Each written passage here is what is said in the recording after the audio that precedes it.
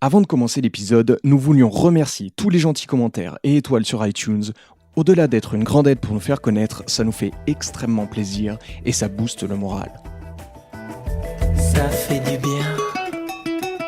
Alors continuez sans modération et n'hésitez pas à nous proposer en commentaire des sujets pour les prochains épisodes.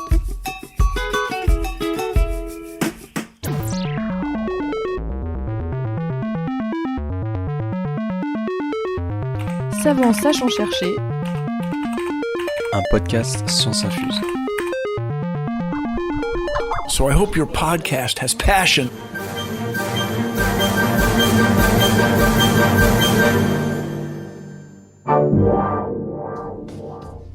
Bienvenue dans Savant sachant chercher, sachant chercher.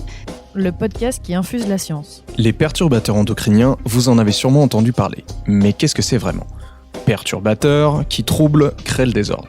Endocriniens, relatifs aux glandes qui sécrètent des hormones dans la circulation sanguine. Oui, bon, mais qu'est-ce que ça perturbe ? Où les retrouve-t-on ? Comment détermine-t-on que c'est un perturbateur ? Et est-ce que c'est vraiment grave ? Et que faire pour les éviter ? Pour essayer de répondre à toutes ces questions, nous sommes allés rencontrer la chercheuse Sakina Maouti-Kodja, qui travaille sur Les effets et les mécanismes des perturbateurs endocriniens environnementaux sur le comportement sexuel. Laissez-vous donc science infuser par ce sujet qui nous concerne tous au quotidien.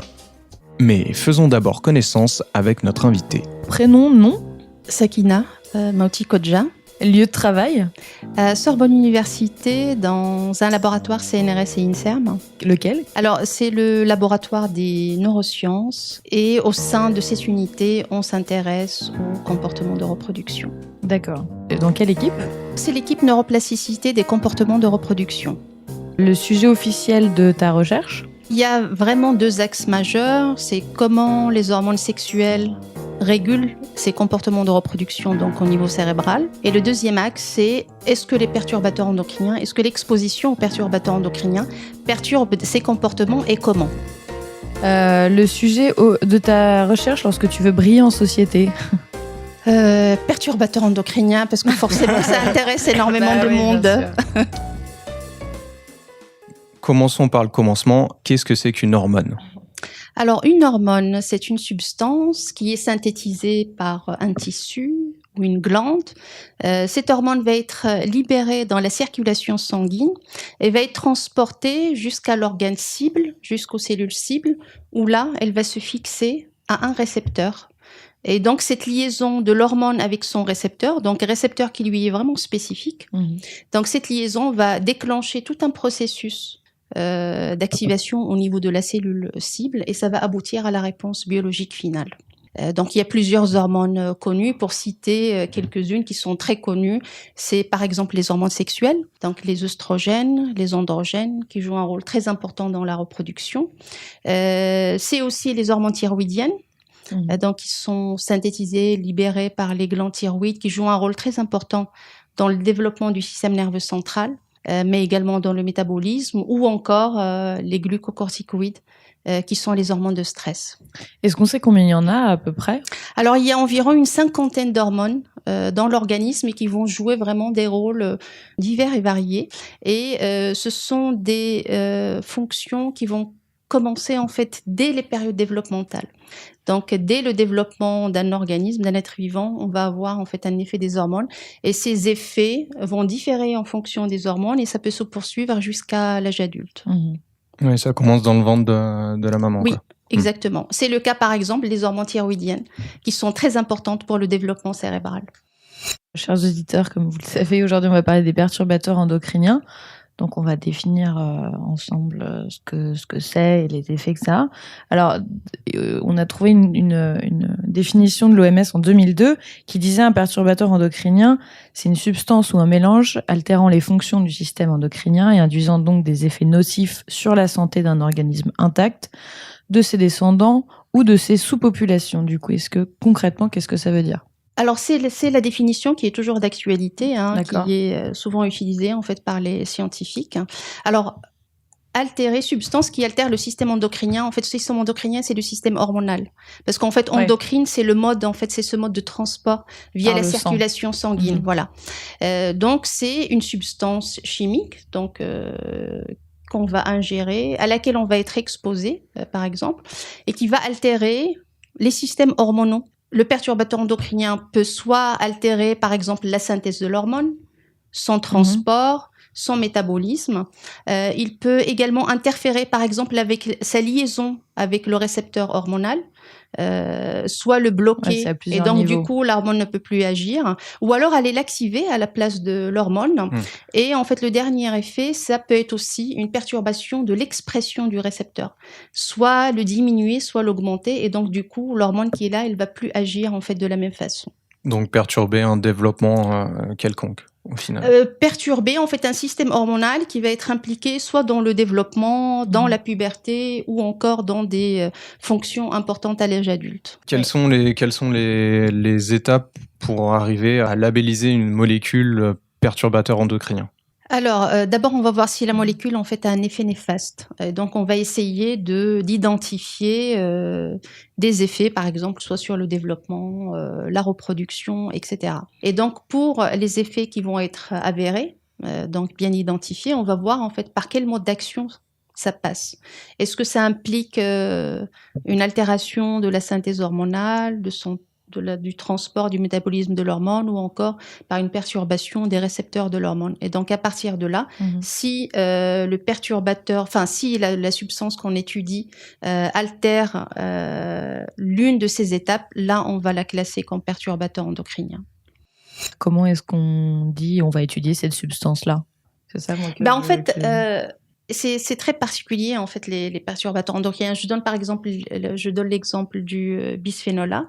Il avait été synthétisé au tout début du XXe siècle, en fait, pour traiter les menaces d'accouchement prématuré, en fait. Donc, son activité hormonale, et en fait, on s'en est rendu compte sur des études in vitro que, en fait, il avait une faible activité hormonale par rapport au diéthylstilbestrol. Et donc, c'est le diéthylstilbestrol qui a été utilisé. Le bisphénol A, en fait, a été abandonné parce qu'on trouvait qu'il était faiblement oestrogénique. Et en fait, il a été repris, en fait, par les chimistes parce qu'il avait de très bonnes activités, en fait, une très bonne activité de polymérisation. Donc, en fait, il a été utilisé comme monomère pour fabriquer du classique polycarbonate. D'accord. Et donc, c'est après qu'on s'est rendu compte que l'exposition au bisphénol A, certes, il a une faible activité œstrogénique, mais dans un organisme vivant, il peut entraîner des effets. Donc ça, c'est passé par des études expérimentales, donc utilisant qui ont étudié des animaux. Ouais.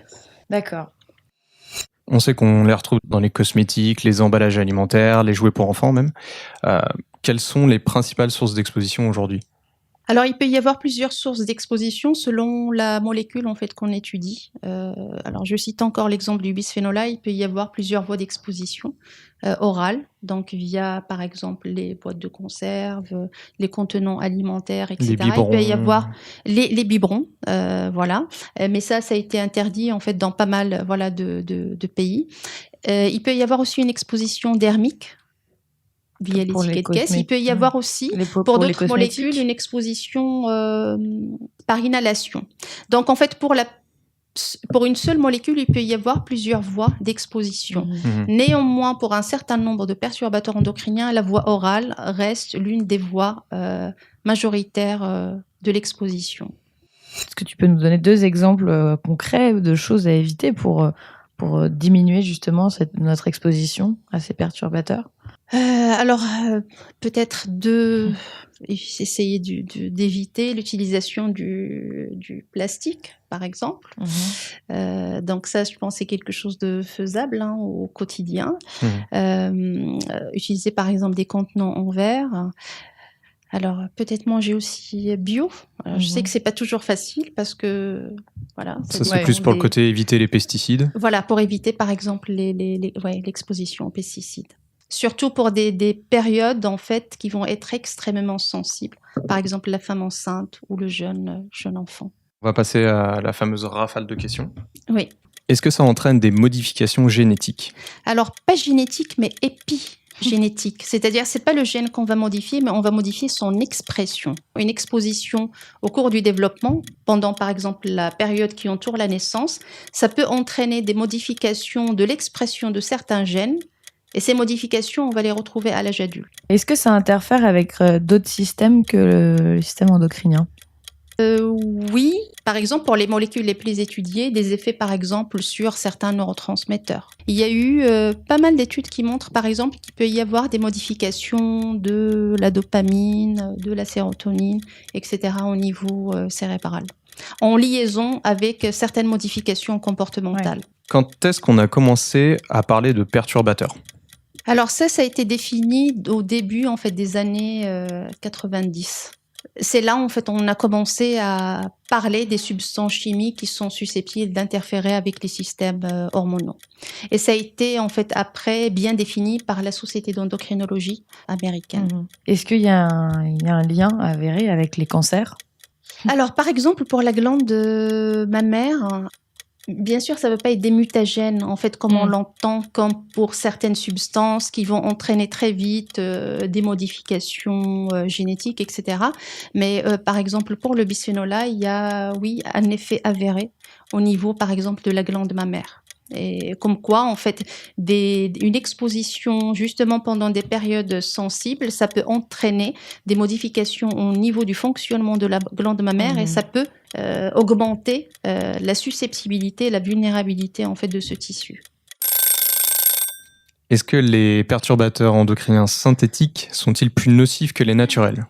Alors, c'est difficile de faire une comparaison, en fait, entre des substances différentes, mais un perturbateur endocrinien, voilà, par exemple, les phytoestrogènes qui sont contenus dans le soja, il a été déjà montré, par exemple, qu'une consommation très importante apporte donc pas mal d'hormones, en fait, qui miment un petit peu ce qui se passe au sein de l'organisme, donc qui miment les effets hormonaux. Ça peut poser problème au niveau, par exemple, du fonctionnement de l'utérus, des glandes mammaires, etc. Oui, tu avais pris l'exemple. Il y a eu des cas, oui. Quand on a discuté du lait de soja. Oui, par exemple, donner du lait de soja à des enfants, enfin à des bébés, c'est pas très recommandé parce que ça peut avancer l'âge de la puberté. Oui, à la différence des synthétiques, c'est que là, on maîtrise notre consommation de soja. Et donc, oui, et on sait en fait que voilà, donc du coup, il faut limiter, bien sûr. Aujourd'hui, les industries font des tests pour savoir si une molécule est nocive avant de la mettre sur le marché. Mais ces tests, ils sont basés sur la toxicologie traditionnelle. Alors, qu'est-ce que ça signifie ? La toxicologie traditionnelle, en fait, ça repose sur le paradigme de Paracels, qui date du XVe siècle, selon lequel, en fait, c'est la dose qui fait le poison. Et donc, du coup, si on diminue la dose, on va diminuer l'effet.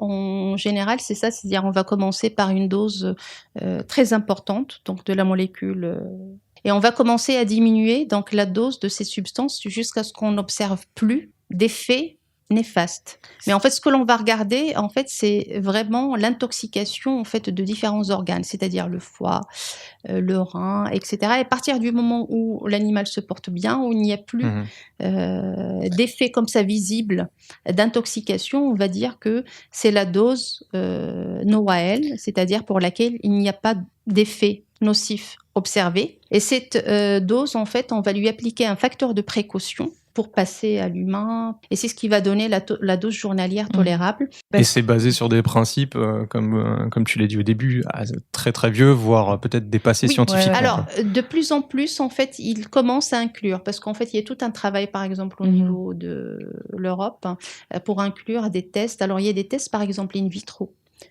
où on va essayer de voir si telle ou telle molécule se fixe sur des récepteurs des androgènes, récepteurs des œstrogènes, etc. Mais ça reste en fait des tests in silico ou in vitro. Ouais. Mais ça ne mime pas forcément ce qui va se passer en fait in vivo.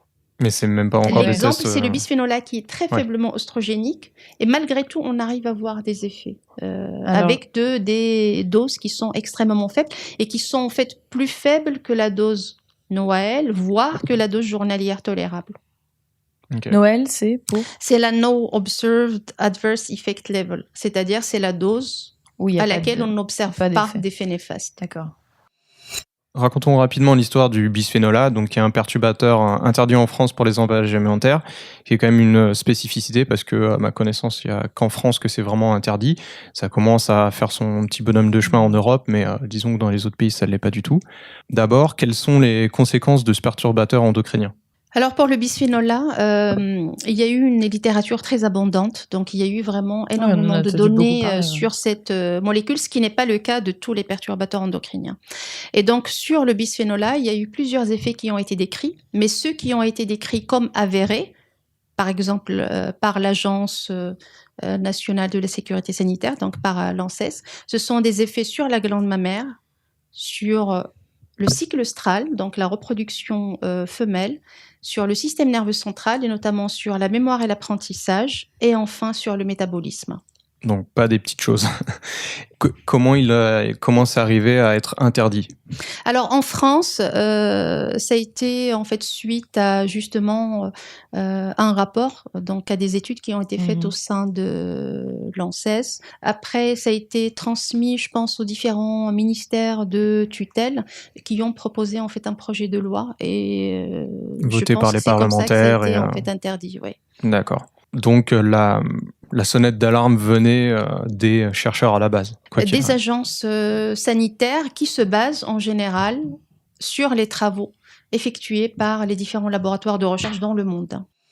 Il faut quand même préciser que le bisphénol A, du coup, qui a été très étudié, a été à l'issue de ces travaux interdit, et que pour remplacer cette molécule, les industriels ont utilisé du coup le bisphénol S. Oui, l'augmentation, est aussi dangereux. Il y a des travaux qui montrent maintenant une augmentation de la contamination par des substances qui remplacent justement le bisphénol A, comme le bisphénol S, par exemple. Alors, je pense que c'est parce qu'il y avait un vide bibliographique, donc il y avait beaucoup plus d'études sur le bisphénol A que sur le bisphénol S. Mais depuis, il y a plus de travaux, il y a de plus en plus de travaux et qui vont dans le sens d'effets similaires, voire dans certains cas un petit peu plus importants que le bisphénol A. Oui, voilà. parce que si on... Mais il y a une grande famille en fait de bisphénols, hein, donc il y a le bisphénol A, il y a le bisphénol S, il y a le bisphénol F et le bisphénol AB. Voilà. Mais ce sont, en fait, ils ont une structure qui est à peu près similaire.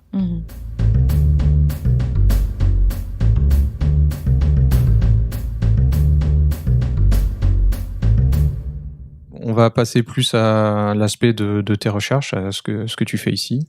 Donc, tu travailles sur les comportements de reproduction et notamment sur l'effet de ces perturbateurs endocriniens dans le système de la reproduction chez la souris notamment. Alors, quels sont les tests qui sont utilisés pour mesurer ces comportements ? Alors, pour étudier les comportements de reproduction, en fait, on va analyser toute une séquence de comportements qui va aboutir en fait à l'accouplement et donc à l'interaction entre le mâle et la femelle. Alors, ça commence par l'attraction olfactive, parce que chez les rongeurs, donc on travaille chez la souris, l'olfaction, la simulation olfactive est très importante pour simuler ces comportements. Donc, le mâle, pour le comportement sexuel mâle, il va d'abord préférer une femelle qui est réceptive par rapport à une femelle qui ne l'est pas. Le mâle, en fait, dans sa stratégie d'approche, il va émettre des vocalisations ultrasonores qui ont pour but d'attirer la femelle et de la maintenir à proximité, donc ça facilite l'accouplement. Et puis après, donc il va commencer à monter la femelle, à intromettre.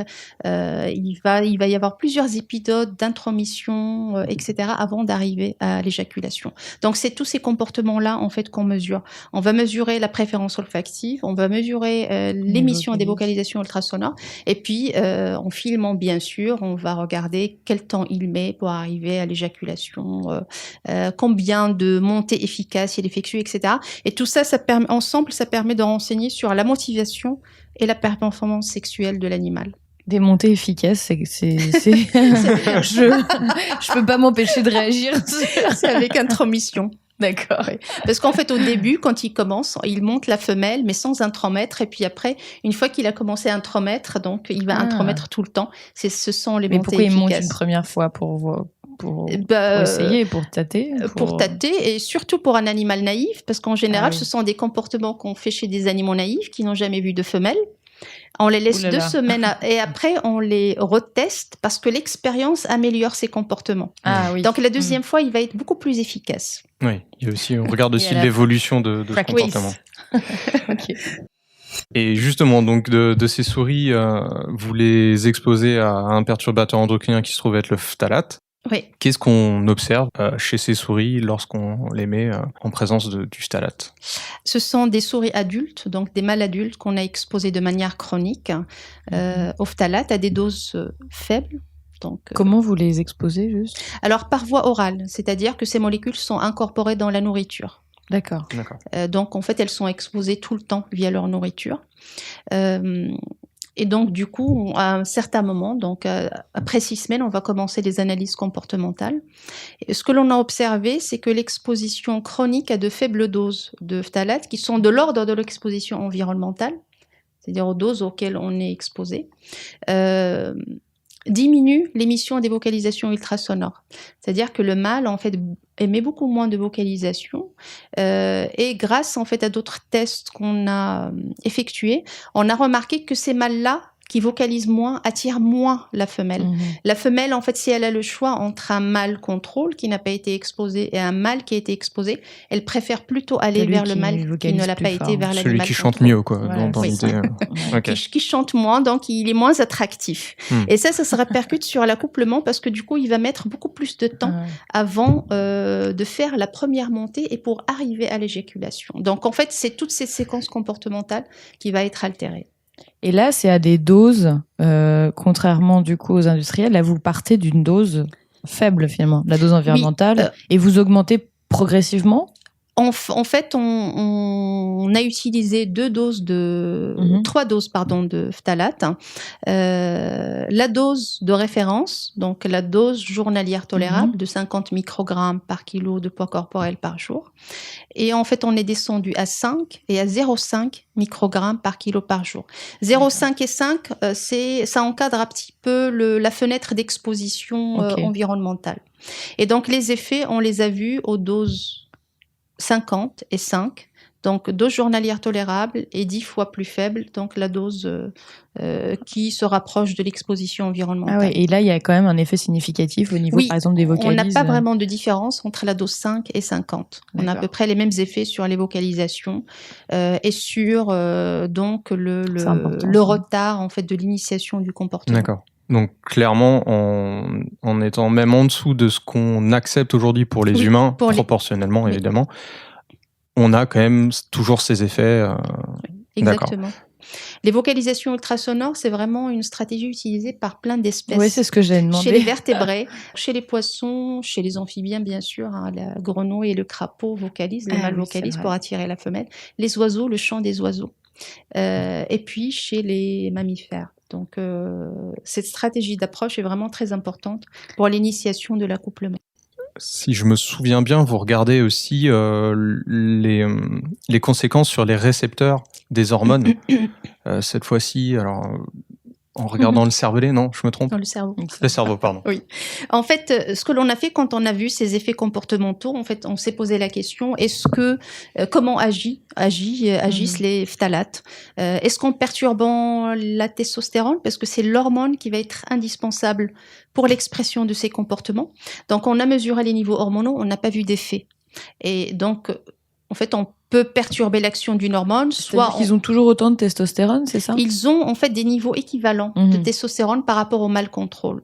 Mais du coup, on est allé en fait au niveau cérébral pour voir où en était l'expression des récepteurs de la testostérone, c'est-à-dire les récepteurs des androgènes. Et c'est là où on a vu un effet. On a vu en fait une diminution d'environ 2 fois de la quantité des récepteurs au niveau de la région qui est impliquée vraiment dans ce comportement.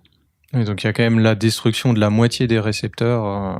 En fait, il y a une diminution donc d'environ de la moitié de l'expression de ce récepteur dans ces régions. Oui. Et ça se répare pas. Alors, tant qu'on maintient l'exposition, en fait, on garde cette diminution et c'est ce qui explique le fait que la testostérone, du coup, n'agit probablement pas aussi efficacement pour activer ces comportements à l'âge adulte.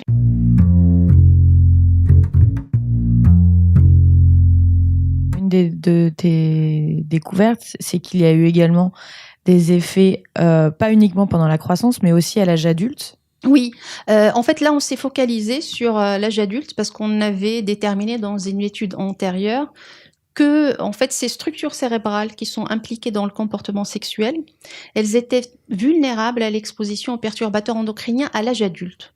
Alors, ça ne veut pas dire que les perturbateurs endocriniens, en général, n'agissent pas pendant les périodes développementales, mais sur ces structures-là, chez le mâle, on a observé cette vulnérabilité à l'âge adulte, que ce soit pour le bisphénol A, pour les linylphénols, et puis enfin pour les phtalates. Alors, ce qu'il faut savoir, c'est que le cerveau garde une certaine plasticité à l'âge adulte. Donc, il y a une plasticité synaptique qui est très importante, et donc on peut entraîner des modifications qui peuvent aussi bien être réversibles qu'irréversibles. Donc, ok pour les souris, on a à peu près compris les choses, mais la grande question, c'est qu'est-ce qui va être transposable à l'homme? Oui. Alors ça, c'est la question en fait qu'on nous pose tout le temps. Parce que je fais pas d'ultrasons apparemment. Bien sûr. Alors le comportement sexuel, il n'est pas équivalent entre souris et homme, comportement sexuel mâle. En revanche, il y a un point commun et qui est conservé quand même chez plusieurs espèces, c'est cette régulation par les hormones stéroïdes sexuelles. C'est-à-dire chez l'homme, la libido, l'érection, elles sont contrôlées par les androgènes et le récepteur des androgènes joue un rôle très important dans ces fonctions. Donc, vu cet effet qu'on voit chez la souris avec cette down-régulation, donc diminution de l'expression du récepteur des androgènes, on se dit que chez l'humain, il n'y a pas de raison pour que cette voie de signalisation ne soit pas non plus vulnérable. Alors, en ce qui concerne les études épidémiologiques, il y en a très peu sur le comportement sexuel. Il y en a eu quand même 2 qui sont très intéressantes. Une sur le bisphénol A, qui montrait un lien entre le niveau d'exposition et une diminution de la libido et de la fonction érectile. Et par ailleurs, sur les phtalates, une étude américaine montre une association. Alors, ça a été fait chez la femme, pas chez l'homme, mais chez la femme, les androgènes jouent un rôle également dans l'activité, dans le désir sexuel. Et donc, il montre un lien entre le phthalate qu'on a étudié, donc le diéthylhexylphthalate, et une baisse de l'activité sexuelle. Okay. Donc, des effets avérés. Je suis rassuré. La question d'Adrien. Je voulais revenir un peu sur les méthodologies qu'utilisaient les industriels aujourd'hui et donc aussi la légalisation sur on accepte ou pas, on interdit ou pas une molécule. Aujourd'hui, on l'a vu avec le bisphénol A, il faut énormément de littérature, énormément de recherche derrière pour arriver à dire voilà, celle-là est vraiment pas bonne pour nous. Il y a des milliers de molécules synthétisées aujourd'hui. Elles ne sont pas toutes perturbateurs endocriniens, c'est pas ce que je suis en train de dire, mais on peut pas passer comme on a passé du temps pour le bisphénol A pour toutes ces molécules-là.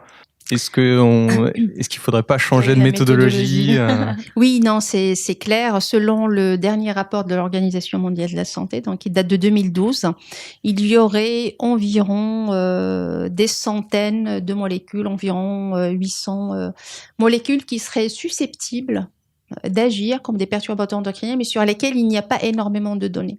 Donc c'est clair qu'il faut changer de méthode, parce que les laboratoires de recherche ne peuvent pas courir tout le temps derrière les molécules qu'il faut analyser. Il n'y aura jamais assez de financement ni assez de laboratoires.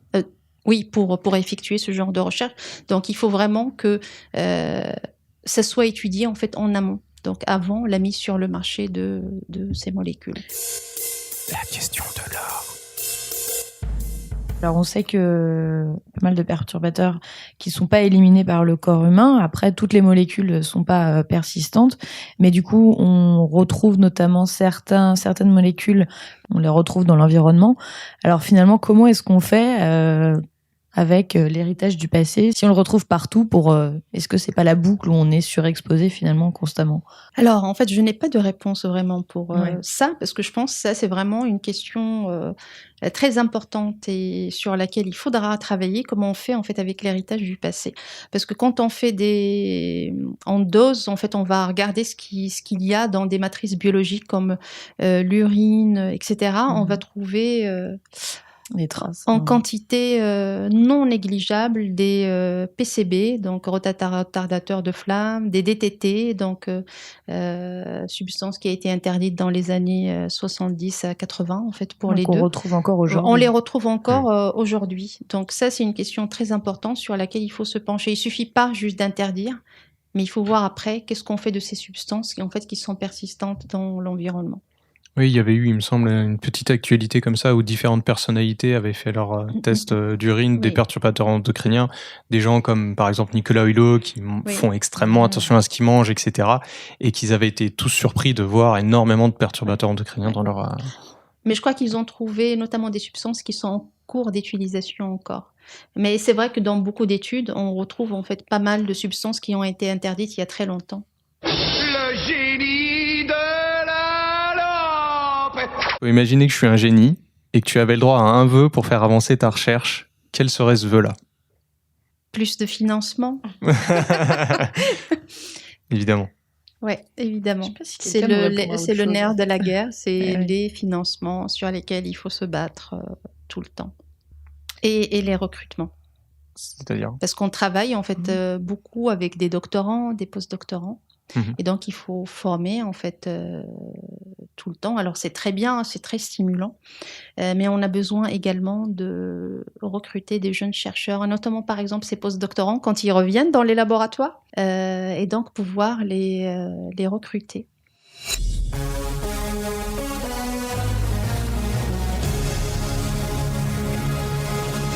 On va voyager un peu dans le temps avec toi, si tu veux bien. Alors, premier hier, à quoi ressemblait ta journée? Alors, hier, arrivé au labo vers 9h, départ à 18h30, voilà, donc toute la journée. Ça a été à faire avancer des dossiers, réunion d'équipe. Et puis après, à partir de 18h30, il y a une vie familiale. Avant de continuer après avec certains dossiers qu'il faut finir parce qu'il y a des dates limites. Voilà. Ah, d'accord. Ah, donc Souvent. Il y a du travail hier soir, à la quoi. maison. Oui, souvent. Ok. Ouais. Maintenant, un bond du coup de 30 ans en avant. Alors, quelles pourraient être les conséquences de tes recherches d'ici 30 ans, par exemple dans la vie quotidienne? Alors, c'est très difficile comme question, parce que ça dépend, en fait, ça dépendra de beaucoup de choses. Ça dépendra de l'évolution de la réglementation, notamment sur les perturbateurs endocriniens. Ça dépendra du paysage de la recherche française dans ce domaine. Quelles sont les opportunités qui seront mises en place ou pas? C'est très difficile de se projeter dans 30 ans.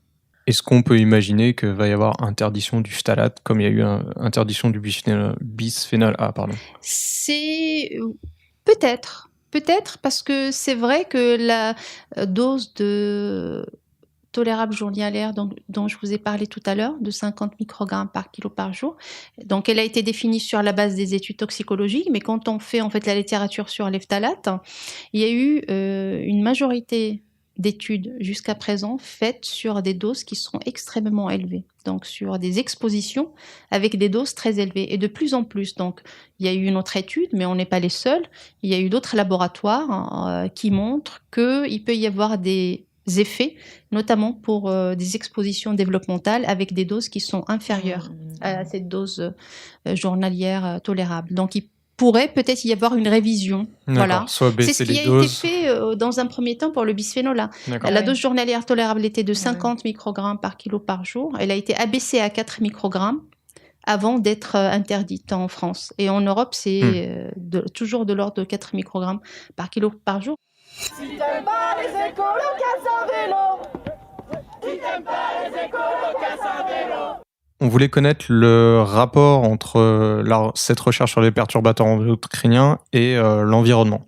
En fait, on s'inscrit dans une recherche en fait sur la santé environnementale, puisqu'on travaille en fait sur des modèles qui sont en général utilisés pour évaluer le risque chez l'humain. Donc, ce sont des animaux de laboratoire, voilà, qu'on expose, et donc on essaie de voir si ce sont des effets qui peuvent être transposés ou pas à l'humain. Et ça s'inscrit vraiment dans le cadre de la santé environnementale, puisque la pollution chimique fait partie des facteurs qui peuvent être responsables de certaines maladies chez l'humain, mais qui chez la faune sauvage fait partie aussi des facteurs qui sont responsables du déclin d'un certain nombre d'espèces. Oh, mais j'adore l'abstrait. Mais j'adore l'abstrait. Est-ce que tu peux nous donner une recommandation culturelle sur ce qui t'a fait aimer la science? Alors, c'est le voyage de Darwin. Donc, c'est un livre que j'avais trouvé dans une armoire qui était chez mes parents. Alors, je ne sais pas en fait qui l'avait acheté, mais c'était probablement mon frère. Et donc, j'avais découvert, c'était un livre tout déchiré, il n'y avait pas de couverture, donc que je n'ai pas pu en fait retrouver par la suite. Mais c'est vrai que ça a été la grande révélation. Donc, j'étais à l'époque collégienne. Alors, je m'intéressais déjà aux sciences, mais c'est vrai que de lire en fait Le Voyage de Darwin, ça a été pour moi une grande découverte. Et ça a probablement joué pour mon intérêt pour les sciences de la vie. Ouais. Eh ben, merci beaucoup de nous avoir reçus ici dans ton laboratoire. Si vous avez aimé ce podcast, le meilleur moyen de nous soutenir est de mettre 5 étoiles sur iTunes et des commentaires. N'oubliez pas de vous abonner sur votre appli de podcast préféré, Deezer et Spotify inclus. Et bien sûr, partagez et parlez-en autour de vous sans modération. Retrouvez-nous sur Instagram, Twitter et notre site scienceinfuse.cool. Pour aller plus loin sur le sujet du jour, vous trouverez des informations complémentaires en description de ce podcast. Une dernière réflexion Sur un sujet d'actualité, puisqu'il y a eu plusieurs articles sur ce danger qui menace la biodiversité, plusieurs espèces qui ont déjà disparu depuis une 60aine d'années, d'autres dont la disparition est programmée dans les années à venir. Donc voilà, donc en tant qu'être vivant, qu'habitante de cette planète, on ne peut être qu'alarmé, bouleversé, etc.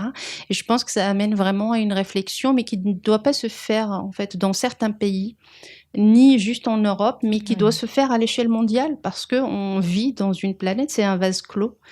Tout ce qui se passe à un endroit se répercute forcément sur les autres régions de la planète. Voilà, donc c'est une réflexion, je pense, globale qu'il faudrait vraiment mener par rapport à comment l'homme agit et perturbe son environnement.